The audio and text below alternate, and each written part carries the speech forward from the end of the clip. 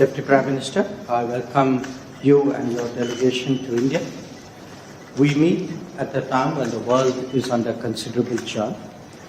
As two nations located in different regions, each with its own challenges and opportunities, it is obviously useful to exchange views and perspectives. Our bilateral relationship has also progressed steadily, but nevertheless needs constant tending. India and Poland have traditionally enjoyed warm and friendly ties. In recent years, it's been marked by high-level political exchanges and vibrant economic and people-to-people ties. The visit of Prime Minister Narendra Modi to Poland in August 2024 saw our relationship elevated to a strategic partnership status. Today, Deputy Prime Minister, we would review the Action Plan 2024-28, through which we seek to realize the full potential of our strategic partnership. We will also discuss ways to take forward our cooperation in trade and investment, defense and security, clean technologies, and digital innovation. Poland is one of India's largest trading partners in Central Europe. Our bilateral trade, I believe, stands at about $7 billion, having registered a growth of almost 200% in the past decade.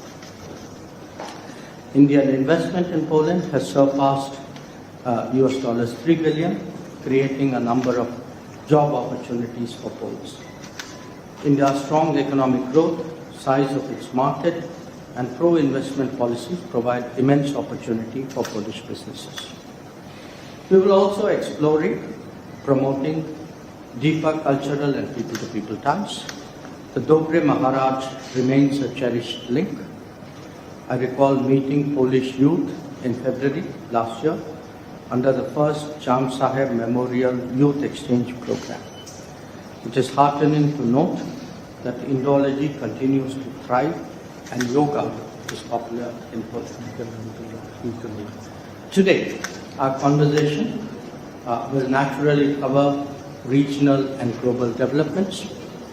In particular, an exchange of assessments on our respective neighborhoods would be useful. You have been speaking about it publicly during your visit as well. In recent past, both in New York last September and in Paris this January, I have candidly shared our views on the Ukraine conflict and its implications. While doing so, I have also repeatedly underlined that the selective targeting of India is both unfair and unjustified.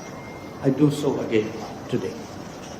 Deputy Prime Minister, you are no stranger to our region and are more than familiar with the long-standing challenges of cross-border terrorism.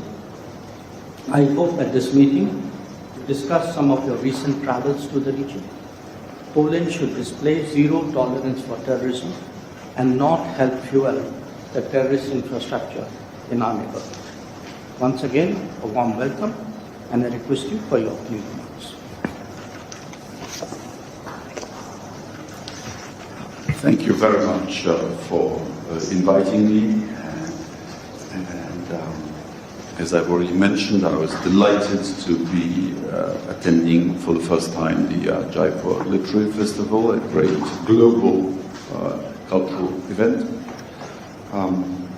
As you said, I personally have been to India many times before, both privately and officially, but for the first time since the establishment by our Prime Ministers of the strategic partnership.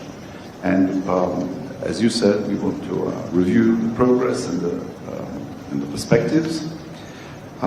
We seem to be the dynamic countries in our regions, and therefore we should explore the opportunities that there are.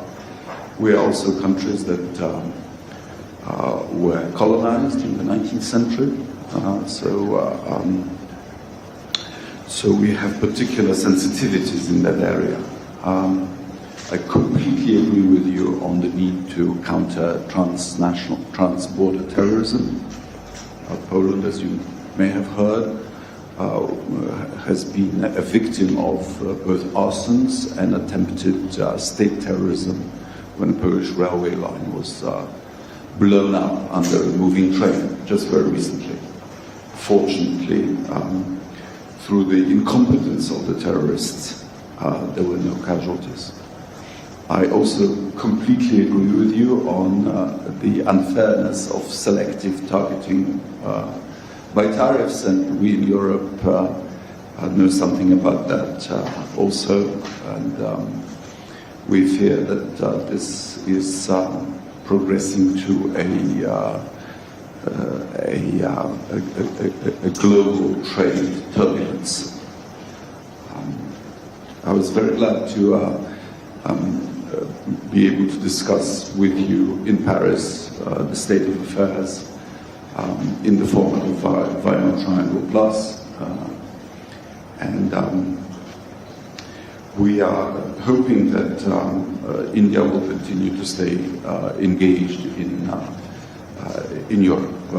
We've noticed that you are establishing embassies everywhere in Europe, which means that you are serious about relations with the European Union.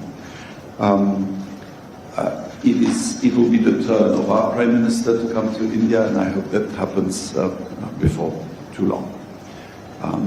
Again, thank you for inviting me, and I'm looking forward to our exchanges. Thank you very much. Of course, the selective targeting is not limited to tariffs. I think there have been other forms of selective targeting, but we will discuss. So once again, thank you, Press.